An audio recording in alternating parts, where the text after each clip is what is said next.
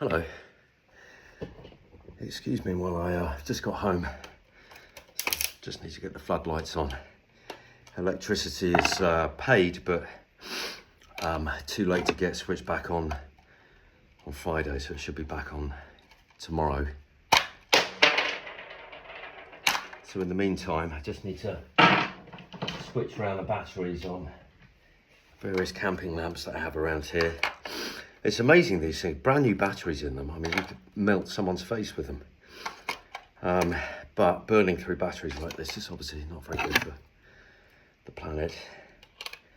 But it's Sunday now. There is a, whoa, fuck. There is a, there's a feature on the GoFundMe page I've noticed where you can update everyone that's donated at once. So I'm gonna make a video and attach it to the YouTube channel that I set up for the original video. Oh my God, that's so good. That poof, that footstool, I found that in the recycling shed along with most of the other stuff here. Anyway, so it's, I don't know, I think it's about 3 o'clock in the afternoon on Sunday. Yesterday, everything everything hit me yesterday, and I wanted to sort of get up and hit the ground running and stuff and get this place ship shape for next week.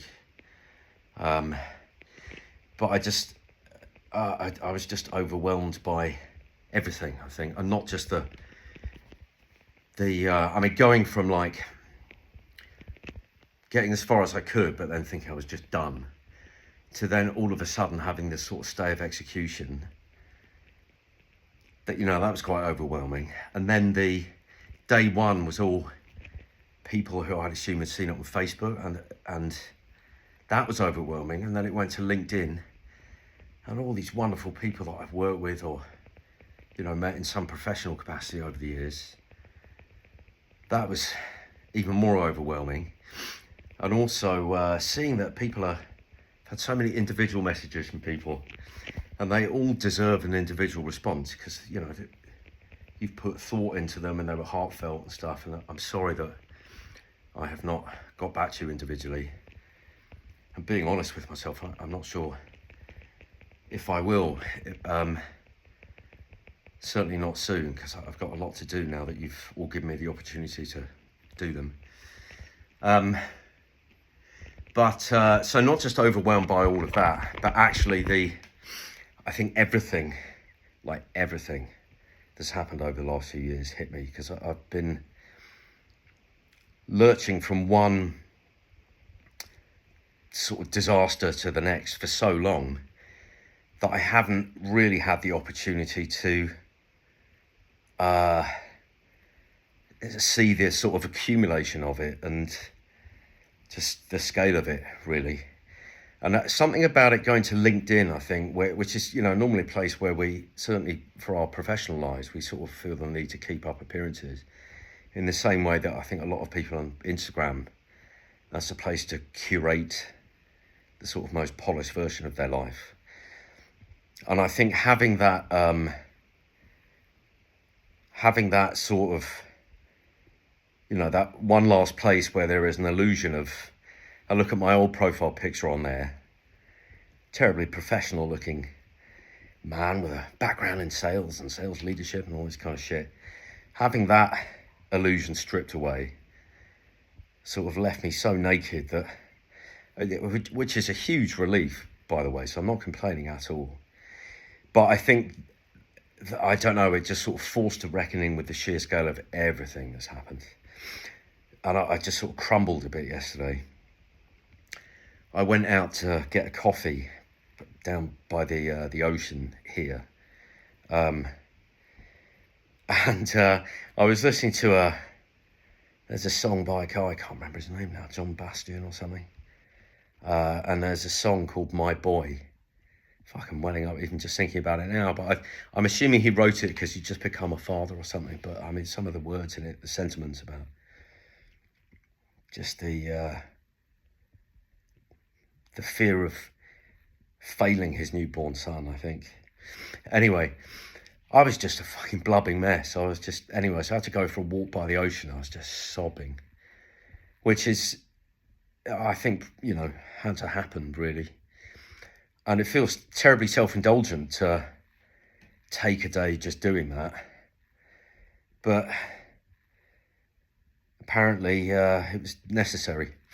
And it's a luxury I wouldn't have had if it wasn't for, yesterday would have been very different. I would have been trying to work out what to do with all this stuff. And, so even that freedom to be able to sort of give into that for a day is a luxury that paid for by all of you. So thank you. My son, it turns out he needs glasses. Funnily enough, when I was a kid, my right eye is weaker, I think. When I was a kid, I had to wear these NHS glasses. And I also had to wear like an eye patch, an elastoplast eye patch over one eye for a period every day in school, over the good eye to strengthen the weaker eye. I used to hate it, man. I used to hate it. Anyway, I wear cheap reading glasses again now because my eyesight's getting worse as it does. But luckily, my son he's actually really up for it. He's talking about how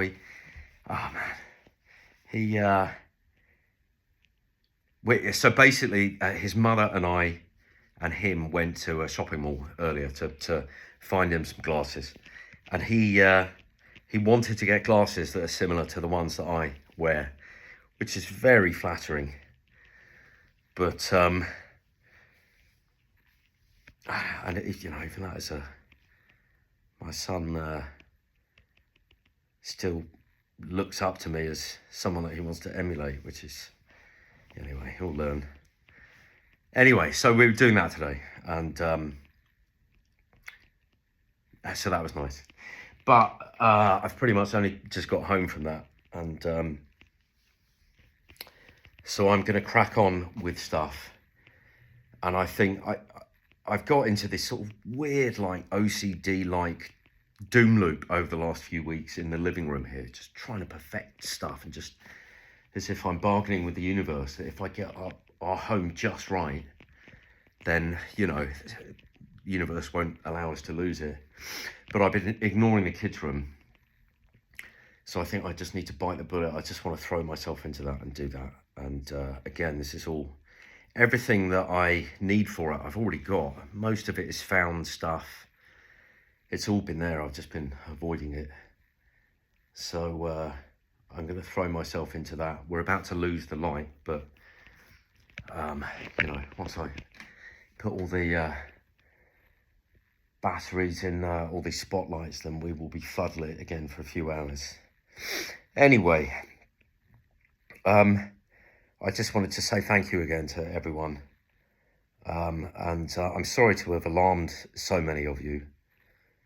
But it's reassuring to know that there are still, that kindness is still a thing. Over here, it's, I don't want to criticize my host in any way, but there's politeness here. And so there's an assumption that there'll be follow through on the kind of words that are offered with that politeness, but it's just becoming increasingly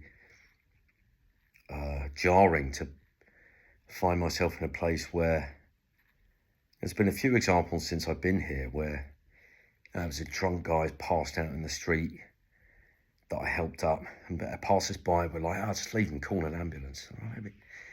The taxpayer does not need to spend money on an ambulance for this guy. He just needs to fucking get home. And trying to flag down a taxi for this guy. He was pretty drunk, able to give me his address. He had I think he obviously worked in the trades because he was in like overalls and stuff, just gone for a few beers after work. His housekeeper's on a lanyard, along with another bunch of keys around his neck. Trying to flag down a taxi to get this guy home. It's only 5 minutes up the road. But it's impossible to get a taxi driver to stop, which is, again, it's not a Danish thing. I'm sure many of my London peeps will know how difficult it is flagging down a black cab after midnight in the city when even one of your party are visibly drunk. But I think perhaps tellingly that the only taxi driver that actually stopped and sort of understood what was going on, and it was, you know, I was paying for that taxi ride, so it wasn't like I wasn't asking for a freebie, but it was a Palestinian woman with 4 kids, and you know, there was obviously quite a lot going on in her home country with other family there and stuff. So anyway, we got this guy home, and he got him on the sofa, left him with a pint of water. He probably woke up the next day and thought, how the fuck did I get here? Per, his name was. Anyway, and there was a lady that fell over at the metro station. She knocked herself out on the metro platform, and I was on a packed train. It was in the morning. She basically run for the train, didn't make it. The doors closed. She bounced her face off the doors, fell backwards. So I pulled the emergency brake, stopped the train from pulling away, and then the emergency door released, and I went out to help this woman. And I looked back, assuming that other people would come to help, but it's probably there for about 20 minutes until paramedics came, being given the absolute stink eye by everyone else on the metro, who were just like baffled and just pissed off that they were being made late for work. Again, it's probably just a city thing. I like, probably just a Copenhagen thing, but incidents like these, which happen every day, and you know, I don't say these things to sort of make myself sound like a hero, because I don't think there's anything exceptional about that. It's like the minimum expectation of us, really. It's literally the very least that you can do. If you see a guy passed out in the street, whether he's drunk or not, it's just, I can't walk away from that without trying to assist in some way. And I've grown up in a culture where not many other people could either. So it's something that, without wanting to criticize my hosts in this country, and again, maybe it's just a city thing, but you don't see a lot of that stuff, that sort of instinct to help, and a sort of, yeah, the instinct to, or the willingness to inconvenience yourself to help someone else. So it's just unbelievably reassuring to see so many people go out of their way to help me. Anyway, so thank you. I've mentioned in a previous video that thank you on behalf of my kids, and that, you know, when they're old enough to understand, I'll make sure they know that they owe a debt. But actually thinking about that, they don't. I retract that thank you on their behalf, because it's not their debt to repay. I mean, they're kids, and you know, children should, again, it's a minimum expectation, isn't it, of not having to, just having things like a roof over your head and food and stuff to be provided to you. So debt is not theirs to repay. It's 100% mine. So I'll retract the thank you on their behalf, but just double down on the thank you on my behalf. So thank you. Anyway, the work continues, and yeah, thank you. Thank you very much.